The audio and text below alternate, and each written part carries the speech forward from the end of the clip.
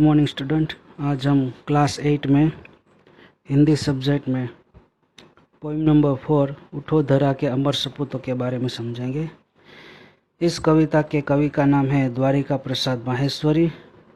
द्वारिका प्रसाद माहेश्वरी का जन्म 1 दिसंबर 1960 को उत्तर प्रदेश के राज्य के आगरा जिले के रोहता गांव में हुआ था।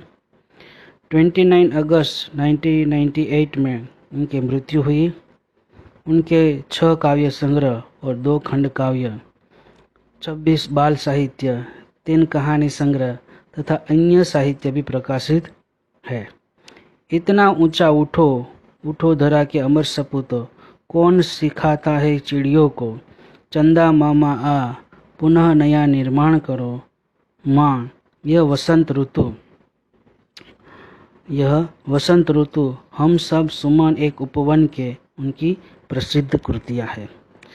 प्रस्तुत काव्य में प्रकृति के तत्वों में प्रेरणा लेकर अपने ज्ञान का उपयोग कर प्रस्तुत काव्य में प्रकृति के तत्व यानी कि पृथ्वी, जल, आकाश, अग्नि, वायु, ये सब प्रकृति के तत्व है। इस प्रकृति से प्रेरणा लेकर कुछ सीख लेकर अपने ज्ञान का उपयोग कर देश के सपूतों को नव निर्माण करने का संदेश दिया है कवि ने यहाँ। अब हम इस पंक्ति का अर्थ समझेंगे। उठो धरा के अमर सपूतों, पुनः नया निर्माण करो, जन जन के जीवन में फिर से नव स्फूर्ति, नव प्राण भरो। नई इसका अर्थ यहाँ कवि ने समझाया है कि हे भारत माता के अमर सपूतों, गुलाम की रात बीत गई और आज़ादी का सवेरा हुआ है। अब तुम अज्ञान आलस्य की नींद से जागो और देश के नव निर्माण में लग जाओ। तुम्हें देशवासियों के जीवन में फिर से नया उत्साह भरना है और उनमें नए प्राणों का संचार भी करना है। ये इसका अर्थ है। अब नेक्स्ट पंक्ति में लिखा है कवि ने कि नई प्रातः है, नई बात है, नई किरण है ज्योति नई, नई उमंगे, नई तरंगे, नई आस है सांस नई, युग युग के मुरझे सुमनों में नई नई मुस्कान भरो। इसका अर्थ यहाँ कवि ने समझाया है। नई प्रातः है, नई बात है, नई किरण है ज्योति नहीं। इसका अर्थ है कि आज़ादी की नई सुबह में नई चर्चाएं हो रही है, यानी नई बातचीत हो रही है, नए विचारों की किरणें फैल रही है।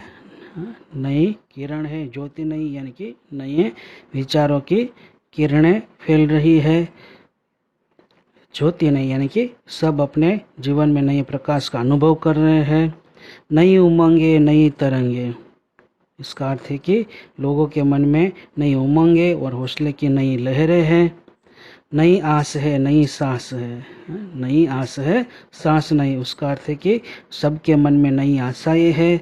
आज देशवासी खुलकर इसीलिए नई सांस ले रहे हैं।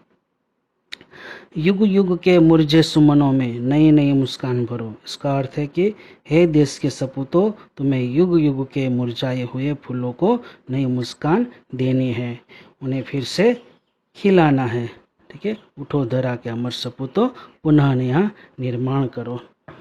अब नेक्स्ट पंक्ति है, डाल डाल पर बैठ विहग कुछ नए स्वरों में गाते हैं। डाल डाल पर बैठ विहग कुछ नए स्वरों में गाते हैं, गुनगुन गुनगुन करते भंवरे मस्त उधर मंडराते हैं। नवयुग की नूतन वीणा में नया राग नवगान भरो। इसका अर्थ यहाँ कवि ने समझाया है कि डाल डाल पर बैठ विहग कुछ, विहग यानी पक्षी। आज़ादी की इस सुबह में प्रकृति भी आनंदित है और पेड़ों की डाल पर जो बैठे हुए पक्षियों में, पेड़ों की डालों पर बैठे हुए पक्षियों के स्वरों में भी नवीनता, उसकी आवाज़ में भी कुछ नयापन दिखाई देता है। डाल डाल पर बैठ विहग कुछ नए स्वरों में गाते हैं, यानी कि पेड़ों की जो डालों पर बैठे हुए पक्षियों के आवाज़ में भी कुछ नया स्वर दिखाई देता है।